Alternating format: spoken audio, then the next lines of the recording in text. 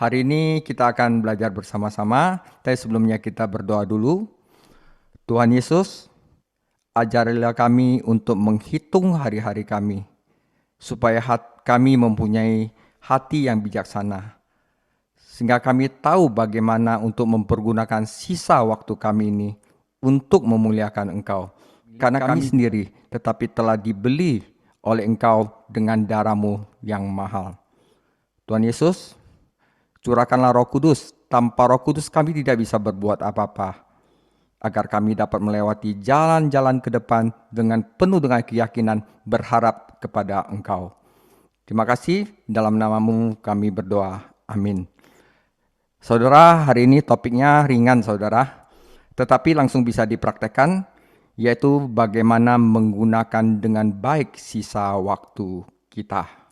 Jadi berapapun usia kita masih dapat untuk memuliakan Tuhan Yesus. Dengan begitu hidup kita akan menjadi berarti, bersemangat, dan penuh dengan sukacita. Oke, saudara. Saudara, Petrus berbicara banyak tentang waktu. Tentu kesadaran akan kemartirannya sendiri yang akan datang ada kaitannya dengan penekanan ini. Di dalam 2 Petrus 1 ayat 12 sampai 15. Karena itu, aku senantiasa bermaksud mengingatkan kamu akan semuanya itu, sekalipun kamu telah mengetahuinya dan telah teguh dalam kebenaran yang telah kamu terima. Aku menganggap sebagai kewajibanku untuk tetap mengingatkan kamu akan semuanya itu selama aku belum menanggalkan kemah tubuhku ini. Sebab aku tahu bahwa aku akan segera menanggalkan kemah tubuhku ini, sebagaimana yang telah diberitahukan kepadaku oleh Yesus Kristus Tuhan kita. Tetapi aku akan berusaha supaya juga sesudah kepergianku itu, kamu selalu mengingat semuanya itu.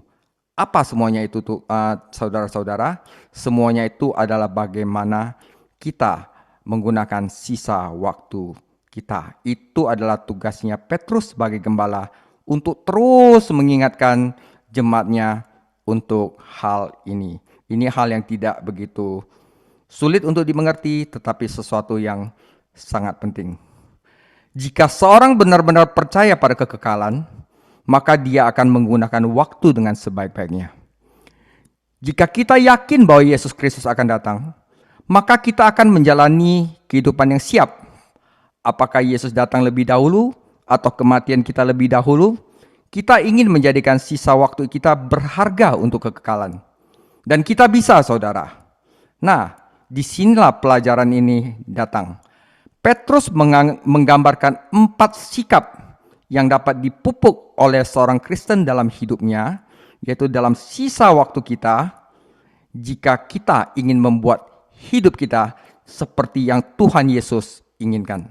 Jadi simpel saudara, dengan sisa waktu kita pupuk 4 hal ini untuk hidup seperti apa yang Tuhan Yesus inginkan. Pertama saudara, kita harus keras terhadap dosa. Yang kedua, kita harus sabar terhadap yang hilang. Yang ketiga, kita harus berharap terus kepada Yesus Kristus. Dan yang keempat, kita harus mengasihi terhadap orang-orang kudus. Jadi keras terhadap dosa, sabar terhadap yang terhilang, berharap kepada Kristus, dan kasih terhadap orang-orang kudus, yaitu teman-teman seiman kita. Jadi firman-Nya di 1 Petrus 4 ayat 1 sampai 11. Jadi, karena Kristus telah menderita penderitaan badani, kamu pun harus juga mempersenjatai dirimu dengan pikiran yang demikian. Karena barang siapa telah menderita penderitaan badani, ia telah berhenti berbuat dosa. Supaya waktu yang sisa, jangan kamu pergunakan menurut keinginan manusia, tetapi menurut kehendak Allah. Sebab telah cukup waktu kamu pergunakan untuk melakukan kehendak orang-orang yang tidak mengenal Allah. Kamu telah hidup dalam rupa-rupa hawa nafsu, keinginan, kemabukan, pesta pora, perjamuan minum, penyembahan berhala yang terlarang. Sebab itu mereka heran bahwa kamu tidak turut mencemplungkan diri bersama-sama mereka di dalam kubangan ketidaksenonohan yang sama dan mereka menfitnah kamu. Tetapi mereka harus memberi pertanggungjawaban kepada Dia yang telah siap sedia menghakimi orang yang hidup dan yang mati. Itu sebabnya maka Injil telah diberitakan kepada orang-orang mati, supaya mereka sama seperti semua manusia dihakimi secara badani, tetapi oleh Roh dapat hidup menurut kehendak Allah. Kesudahan segala sesuatu sudah dekat, karena itu, saudara, kuasailah dirimu dan jadilah tenang, supaya kamu dapat berdoa. Tetapi yang terutama adalah, kasihilah sungguh-sungguh seorang akan yang lain, sebab kasih menutupi banyak sekali dosa. Berilah tumpangan seorang akan yang lain dengan tidak bersungut-sungut. Layanilah seorang akan yang lain sesuai dengan karunia yang telah diperoleh tiap-tiap orang sebagai pengurus yang baik dari kasih karunia Allah. Jika ada orang yang berbicara, baiklah ia berbicara sebagai orang yang menyampaikan firman Allah. Jika ada orang melayani, baiklah ia melakukannya dengan kekuatan yang dianugerahkan Allah, supaya Allah dimuliakan dalam segala sesuatu karena Yesus Kristus. Ialah yang empunya kemuliaan dan kuasa sampai selama-lamanya. Amin. Saudara, bagian pertama kita harus sikap keras terhadap dosa. Jadi di sini Petrus memberi gambarannya adalah seorang prajurit yang mengenakan perlengkapannya dan mempersenjatai diri untuk berperang. Berperang dengan siapa, saudara? Berperang dengan diri sendiri. Berperang dengan dosa, saudara. Sikap kita adalah senjata. Kalau kita sifat kita keras terhadap dosa, ya, kita akan menjadi senjata yang tajam. Dan sikap lemah akan membawa kita kepada kekalahan. Pandangan kita menentukan hasil. Dan orang beriman harus memiliki sikap yang benar jika ingin menjalani kehidupan yang benar. Ada khotbah dalam kalimat itu. Sangat mudah bagi orang Kristen untuk terbiasa dengan dosa, saudara. Ini adalah fakta. Jadi kebanyakan orang bukannya memiliki sikap keras yang membenci dan menentangnya, tetapi lambat laun kita terbiasa berbuat dosa, bahkan terkadang tanpa kita sadari. Itu adalah satu hal yang akan menghancurkan sisa waktu kita, yaitu dosa, saudara. Orang percaya yang hidup dalam dosa adalah senjata yang mengerikan di tangan setan. Petrus menyajikan beberapa argumen untuk meyakinkan agar kita dalam sisa waktu kita menentang dosa, saudara.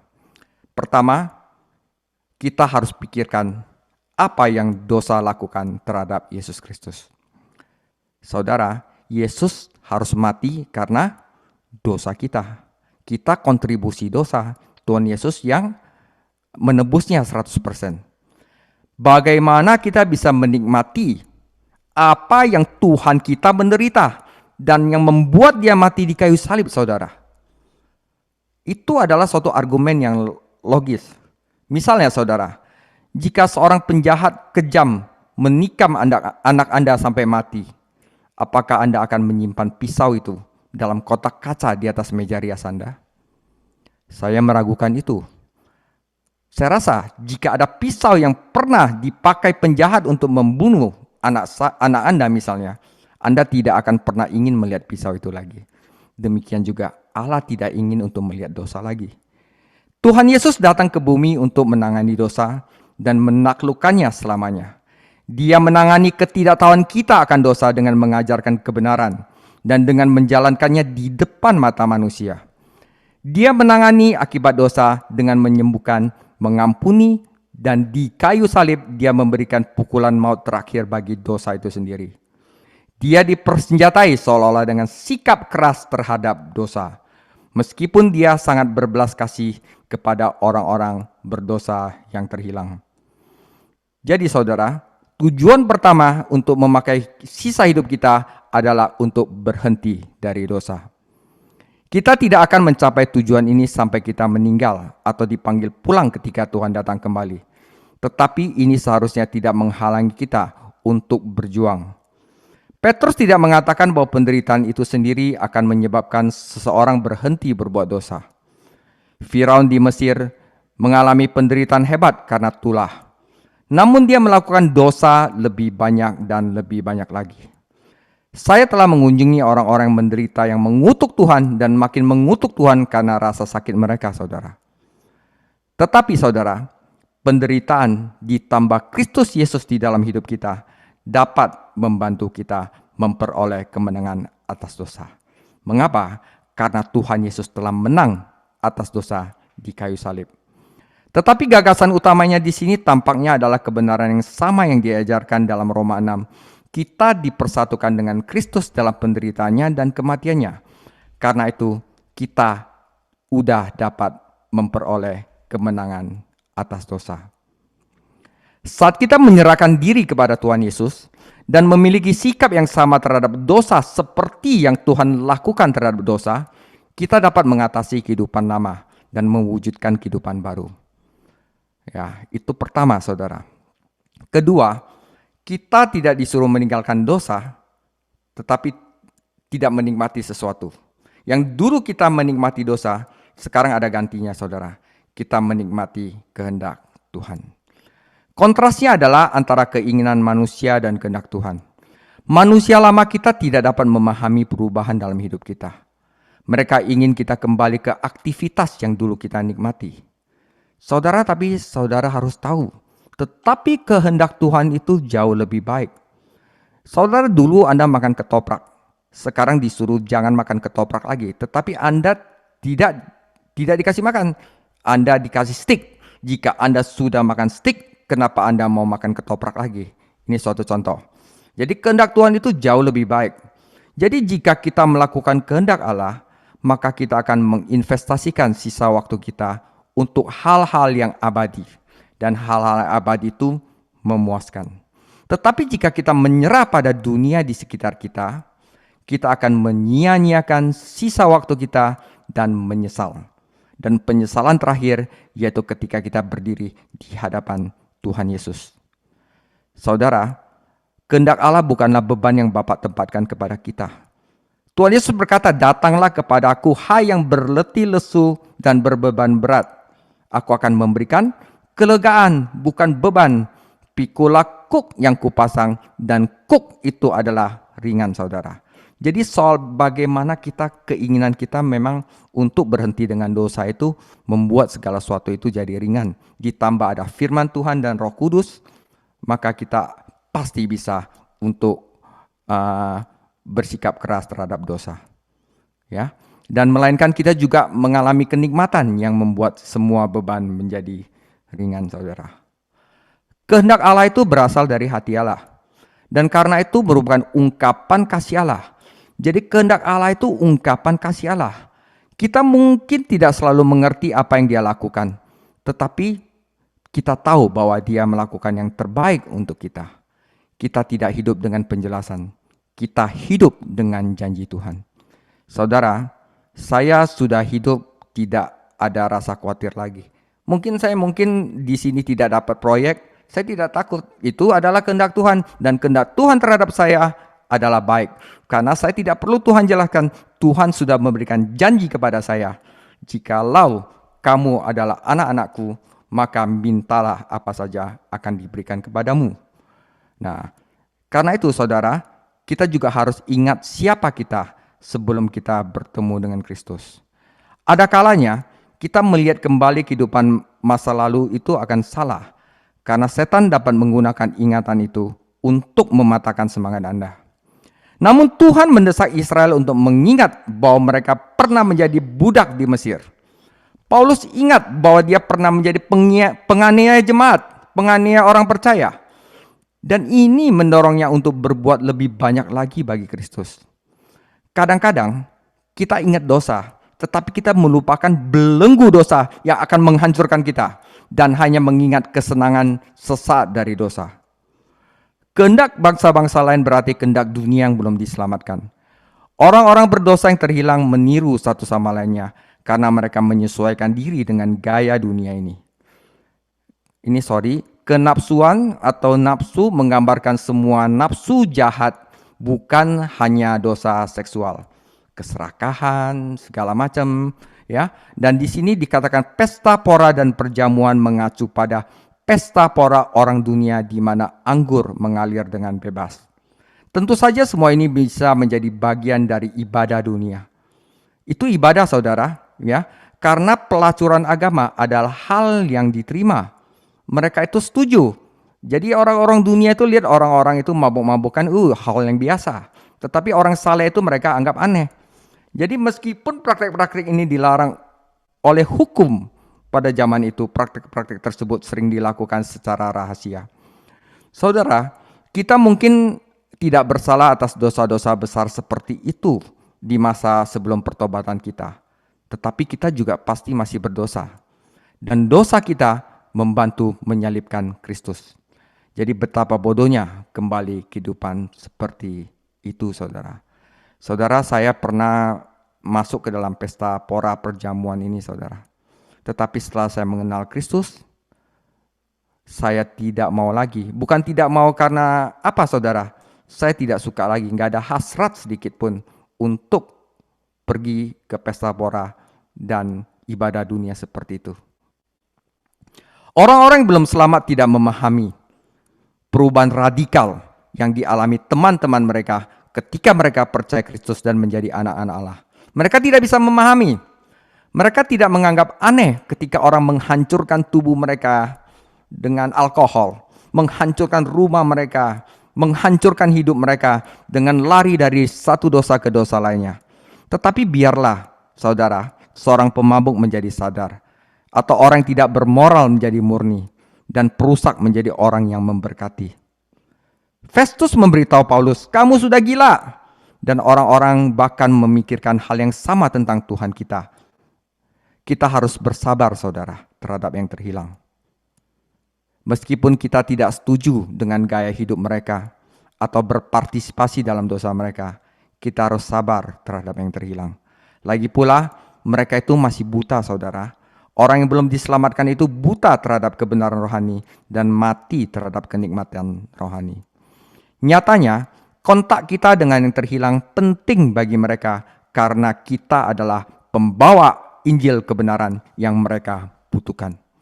Ketika teman yang belum selamat menyerang kita, itu bukannya hari buruk kita, itu adalah kesempatan kita untuk bersaksi kepada mereka. 1 Petrus 3:15. Orang yang belum diselamatkan mungkin akan menghakimi kita, tetapi suatu hari nanti Tuhan akan menghakimi mereka. Saudara, jangan berdebat dengan mereka. Kita harus berdoa untuk mereka, mengetahui bahwa penghakiman terakhir ada pada Allah. Inilah sikap yang diambil Yesus dan juga oleh Rasul Paulus. Kita tidak boleh menafsirkan 1 Petrus 4 ayat 6 terpisah dari konteks penderitaan. Jika tidak, kita akan mendapatkan gagasan bahwa ada kesempatan kedua untuk keselamatan setelah kematian. Ya, kita minggu lalu sudah belajar bahwa hanya sekali saja orang mati dan sesudah itu dihakimi. Jadi tidak ada kesempatan lagi. Petrus sedang mengingatkan para pembacanya tentang orang-orang Kristen yang telah menjadi martir karena iman mereka. Mereka telah dihakimi secara salah oleh manusia. Tetapi sekarang di hadirat Allah, mereka menerima penghakiman yang sebenarnya. Mereka yang sudah mati berarti mereka yang sekarang pada zaman Petrus menulis sudah mati. Injil diberitakan hanya kepada yang hidup, karena tidak ada kesempatan untuk keselamatan setelah kematian. Saudara, teman-teman yang belum diselamatkan mungkin saat ini berbicara jahat tentang kita dan bahkan menentang kita. Tetapi hakim terakhir adalah Allah. Kita mungkin mengorbankan hidup kita di tengah penganiayaan, tetapi Tuhan akan menghormati dan membalas kita. Jadi kita harus takut akan Allah, bukan manusia. Saat kita berada di dalam tubuh manusia ini, yaitu dalam daging, kita akan diadili menurut standar manusia. Tetapi suatu hari kita akan bersama Tuhan di dalam roh dan menerima penghakiman. Ini penghakimannya pemberian upah, saudara. Penghakiman yang benar dan yang terakhir. Orang Kristen di gereja mula-mula mengharapkan Yesus datang kembali dalam hidup mereka. Fakta bahwa dia tidak kembali tidak membatalkan janjinya. Janjinya itu ya dan amin. Dia bilang datang, dia pasti datang. Tidak peduli interpretasi apa yang kita lihat pada kitab suci, kita semua harus hidup dalam pengharapan. Hal yang penting adalah suatu hari kita akan melihat Tuhan Yesus dan berdiri di hadapannya. Bagaimana kita hidup, bagaimana kita mempergunakan sisa waktu kita, bagaimana kita melayani hari ini akan menentukan bagaimana kita dinilai dan diberi upah pada hari itu. Jangan sampai kita malu di depan Tuhan Yesus. Mari kita kerja, saudara. Mari kita membuat hidup kita hari ini berarti dan membuat kemuliaan bagi Yesus Kristus. Saudara, sikap berharap ini tidak boleh membuat kita pemimpi yang malas atau fanatik yang terlalu bersemangat.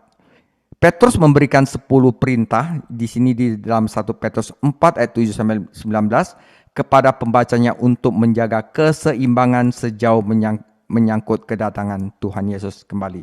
Jadi berharap kepada Kristus artinya, 1, jadilah tenang. 2, kuasai dirimu untuk berdoa. 3, kita harus memiliki kasih yang kuat. Yang 4, gunakan keramah tamahan. 5, kita harus melayani Tuhan sesuai dengan karunia roh Anda. Yang 6, kita jangan heran adanya penderitaan. Kita harus bersukacita. Yang 8, kita jangan malu menderita bagi Kristus. Yang 9, kita harus memuliakan Allah. Dan yang 10, berkomitmenlah kepada Allah. Jadi ini 10 adalah cara kita berharap kepada Kristus. Ya, satu-satu, ungkapan jadilah tenang berarti berpikiran jernih, saudara. Jaga agar pikiran Anda tetap stabil dan jernih. Mungkin padanan modernnya adalah tetap jernih.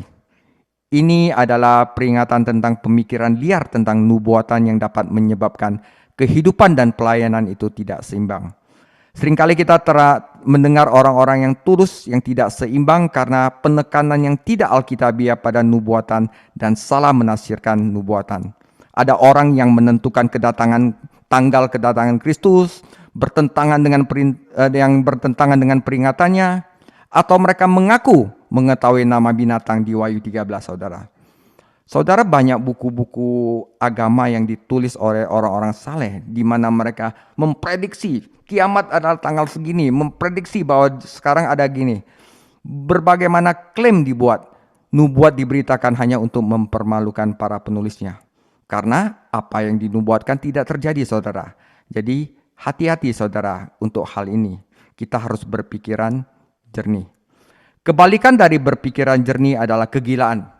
Itu adalah kata Yunani mania, kehilangan kendali, saudara, yang masuk ke dalam kosakata bahasa Inggris kita melalui psikologi. Jika kita berpikiran jernih, kita akan sehat secara intelektual dan tidak bersinggungan karena beberapa interpretasi baru dari kitab suci. Itu artinya berharap pada Kristus, saudara, bukan berharap pada sesuatu yang tidak pasti. Kita juga akan menghadapi berbagai hal secara realistis dan terbebas dari delusi. Orang yang berpikiran jernih akan memiliki tujuan hidup dan tidak terhanyut, dan dia akan menahan diri dan tidak impulsif. Dia akan memiliki penilaian sehat, tidak hanya tentang hal-hal doktrinal, tetapi tentang urusan praktis kehidupan. 10 kali dalam surat-surat penggembalaan, Petrus menasihati orang-orang ini untuk berpikiran tenang. Saudara, berpikiran jernih, berpikiran tenang, tidak gampang terhasut oleh dunia dan beberapa penipuan. Ini adalah salah satu kualifikasi untuk para pendeta, saudara. Dan juga untuk anggota gereja. Di dunia yang rentan terhadap pemikiran-pemikiran yang ngaco, pemikiran liar, gereja harus berpikiran jernih, saudara. Penekanan Petrus pada pengharapan dan kemuliaan Allah seharusnya mendorong kita untuk setia hari ini dalam pekerjaan apapun yang telah Allah berikan kepada kita untuk dilakukan. Pelayanan, saudara. Apa yang Tuhan berikan kepada Anda untuk lakukan? Jika Anda ingin memanfaatkan sisa waktu Anda dengan sebaik-baiknya, hiduplah dalam terang kedatangan Tuhan Yesus. Semua orang Kristen mungkin tidak setuju dengan detail acara, tetapi kita bisa setuju dengan tuntutan pengalaman, yaitu kita akan berdiri di hadapan Tuhan Yesus. Jika kita berpikiran jernih, kita akan berjaga-jaga untuk berdoa. Jika kehidupan doa kita kacau, itu karena pikiran kacau, pikiran kita kacau. Pikiran kita udah nggak kemana-mana lah, ya.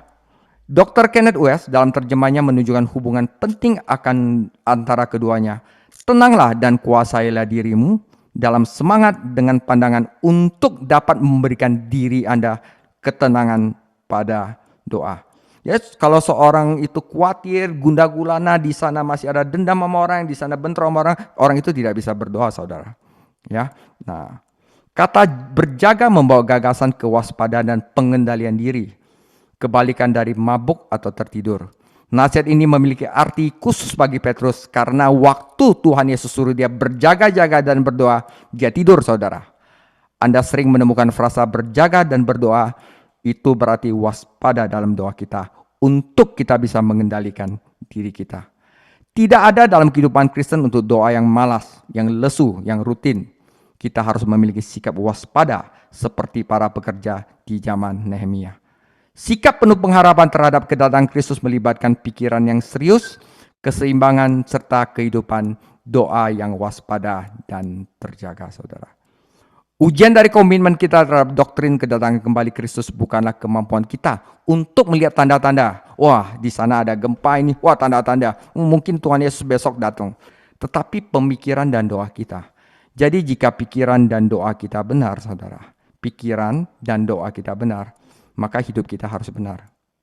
Dan yang terakhir, salah satu sikap yang kita harus lakukan selama sisa hidup kita adalah kasih, saudara. Kita harus mengasihi sesama umat Allah. Jika kita benar-benar menantikan kedatangan Kristus kembali, maka kita akan memikirkan orang lain dan berhubungan baik dengan mereka. Kasih bagi orang-orang kudus adalah penting di atas segala sesuatu. Kasih adalah lambang orang percaya di dunia ini. Bagaimana orang dunia melihat umat Allah? Karena mereka saling mengasihi. Terutama di saat ujian dan penganiayaan, orang Kristen itu perlu bersatu. Orang Kristen itu perlu mengasihi dan bersatu hati. Kasih ini harus penuh semangat. Kata tersebut menggambarkan seorang atlet yang berusaha keras untuk mencapai tujuan itu. Ini berbicara tentang keinginan dan intensitas. Kasih Kristen adalah sesuatu yang harus kita upayakan persis seperti seorang atlet melatih keterampilannya. Ini bukan masalah emosional emosional. Meskipun itu juga termasuk, tetapi keinginan untuk mengasihi yang berdedikasi. Kasih Kristen berarti kita memperlakukan orang lain sebagaimana Allah memperlakukan kita, menaati perintah-perintahnya di dalam firman. Bahkan mungkin kita untuk mengasihi orang-orang yang tidak kita sukai, saudara. Karena kasih itu bukan perasaan, tetapi kehendak. Kasih Kristen itu adalah maha pengampun, saudara. Petrus mengutip dalam Amsal 10 ayat 12, kebencian menimbulkan pertengkaran, tetapi kasih menutupi segala dosa. Ayat ini disinggung dalam Yakobus 5 ayat 20 dan 1 Korintus 13 ayat 4 dan 7. Kasih tidak membiarkan dosa. Karena jika kita mengasihi seseorang, kita akan sedih melihat dia berbuat dosa dan menyakiti dirinya sendiri dan orang lain. Sebaliknya, kasih juga menutupi dosa dalam hal kasih memotivasi kita untuk menyembunyikan dosa orang lain dan tidak menyebarkannya keluar, saudara. Jadi kasih itu sedih kita melihat saudara kita itu menyakiti diri sendiri dan menyakiti orang lain. Tetapi kasih juga menutupi aib dia dan tidak kita membiarkan itu keluar. Kita umbar-umbar aib mereka dia, itu juga kasih. Di mana ada kebencian, di situ ada kedengkian, dan kedengkian menyebabkan seorang ingin merusak reputasi musuhnya dengan menyebarkan hal-hal aib yang mungkin belum tentu dilakukan, saudara. Ya, ini jika kita ingin menggunakan sisa waktu kita dengan baik, maka kasihlah sesama manusia. Ini mengarah pembunuhan karakter dan fitnah. Lihat, kadang-kadang kita mencoba membuat gosip kita terdengar spiritual dengan mengatakan kepada orang-orang yang sebenarnya kita tidak suka agar mereka dapat berdoa lebih cerdas, agar mereka dapat lebih kudus, saudara. Nah, tidak ada seorang pun dapat menyembunyikan dosa-dosanya dari Allah. Tetapi orang percaya harus berusaha dalam kasih untuk, saudara, menutupi dosa satu sama lain, setidaknya Jangan itu kelihatan dari mata orang yang belum diselamatkan, karena akan menghilangkan kesaksian saudara. Lagi pula jika orang banyak yang belum diselamatkan menemukan amunisi untuk menganiaya kita dengan kata-kata dan perbuatan kita yang baik, apa yang mereka lakukan jika mereka mengetahui hal-hal buruk yang dikatakan dan dilakukan oleh orang Kristen? Saudara, sebagai contoh, Nu mabuk dan tidur membuka dirinya. Putranya Ham melihat aib ayahnya dan menceritakan masalah itu kepada keluarga. Saudara, dengan penuh kasih sayang, kedua saudara laki-laki Ham, yaitu Sem dan Yafet, menutupi rasa malu ayah mereka. Seharusnya tidak terlalu sulit bagi kita untuk menutupi dosa orang lain. Lagi pula, Tuhan Yesus mati agar dosa-dosa kita dihapuskan. Kasih Kristen tidak hanya harus berkobar-kobar dan mengampuni, tetapi juga praktis. Saudara, kita harus berbagi rumah kita dengan orang lain yang mungkin saat itu ada kesulitan dalam hospitality, keramahan yang murah hati. Dan kita juga jangan mengeluh. Dan kita harus menggunakan karunia rohani kita dalam pelayanan satu sama lain. Ya, saudara harus menemukan karunia roh Anda apa, dan Anda melayani satu sama lain. Di masa perjanjian baru, hospitality, keramataman merupakan hal penting karena hanya ada sedikit penginapan dan orang Kristen yang miskin tidak mampu untuk tinggal di sana. Orang-orang kudus itu teraniaya, khususnya membutuhkan tempat tinggal di mana mereka dapat dibantu dan didorong. Hospitality adalah kebajikan yang diperintahkan dan dipuji di seluruh kitab suci. Musa memasukkannya ke dalam hukum. Yesus menikmati keramah-tamahan ketika dia berada di bumi, demikian pula para rasul dalam pelayanan mereka. Hospitality manusia adalah cerminan dari keramaan Allah kepada kita. Saudara, para pemimpin Kristen khususnya harus diberikan keramah-tamahan. Itu wajib saudara. Abraham menerima tamu dari 3 orang asing dan menemukan bahwa dia telah menjamu Tuhan dan 2 malaikat. Nah, kita membantu menyebarkan kebenaran ketika kita membuka rumah kita bagi para hamba Allah. Bahkan ketika kita berbagi dengan orang lain, kita sebenarnya telah berbagi dengan Tuhan Yesus. Kita tidak boleh membuka rumah kita untuk orang lain agar orang lain dapat mengundang kita lagi. Kita harus melakukannya untuk memuliakan Tuhan Yesus, saudara. Jadi saudara, akhirnya kasih Kristen itu harus menghasilkan pelayanan. Jadi saudara, kalau sekarang belum melayani, jika engkau mengasihi, harus menghasilkan pelayanan. Setiap orang Kristen itu pasti, ya, setiap orang Kristen memiliki setidaknya satu karunia rohani yang harus dia gunakan untuk kemuliaan Allah dan pembangunan gereja. Kita adalah pelayan. Allah telah mempercayakan karunia-karunia ini kepada kita agar kita dapat menggunakannya untuk kebaikan gereja. Dia bahkan memberikan kita kemampuan rohani untuk mengembangkan karunia kita dan menjadi pelayan gereja yang setia. Saudara, ada karunia berbicara, ada karunia melayani. Keduanya penting bagi gereja. Tidak semua orang adalah guru atau pengkhotbah, meskipun semua orang dapat menjadi saksi Kristus. Ada pelayanan di belakang layar yang membantu membuat pelayanan publik menjadi mungkin seperti multimedia, saudara. Tuhan Yesus memberikan kita karunia, kemampuan, dan kesempatan untuk menggunakan karunia itu. Dan hanya Tuhan Yesus yang harus dapat kemuliaan. Dan ungkapan firman Allah dalam 1 Petrus 4 ayat 11 tidak menyatakan bahwa semua yang dikatakan seorang pengkhotbah atau pengajar saat ini adalah kebenaran Allah. Karena guru manusia bisa salah. Karena itu saudara, siapapun yang akan membagikan firman Tuhan harus berhati-hati dengan apa yang dia katakan dan bagaimana dia mengatakannya. Dan semua harus sesuai dengan firman Tuhan yang tertulis. Jadi saudara, penutup. Jadi saudara, di sisa waktu kita, yaitu satu saudara, kita harus keras terhadap dosa. Yang kedua, kita harus sabar terhadap yang terhilang. Yang ketiga, kita harus tetap berharap kepada Yesus Kristus. Dan yang keempat, kita harus mengasihi kepada orang-orang umat Allah. Dan kasih kepada orang kudus akan menghasilkan pelayanan saudara. Sumber pelayanan yang dilakukan hanya dengan tenaga manusia dan demi status seseorang di mata orang lain dapat menjadi aktivitas yang melelahkan dan meningkatkan kesombongan seseorang daripada imannya. Sementara pelayanan yang diarahkan untuk membantu sesama orang percaya dan untuk membangun gereja, tujuan utamanya agar dalam segala hal Allah dimuliakan melalui Yesus Kristus. Akhirnya Petrus menulis kata-kata pujian yang pantas, yaitu hanya dialah, hanya Yesuslah yang juga sepenuhnya Allah, dialah yang memiliki kerajaan, kemuliaan, dan kekuasaan sampai selama-lamanya. Amin. Saudara, demikian firman saya. Ya, jadi sisa waktu kita keras terhadap dosa, sabar bagi yang terhilang, berharap terus kepada Kristus, kasih terhadap orang yang kudus. Semoga kita ingat saudara 4 hal ini, dan ini menjadi hal yang kita lakukan di sisa hidup kita dan menyenangkan Tuhan Yesus. Nah, Tuhan Yesus memberkati, dan untuk minggu depan kita akan lanjutkan pembahasan kita, apa artinya menderita sebagai orang Kristen. Semoga memberkati.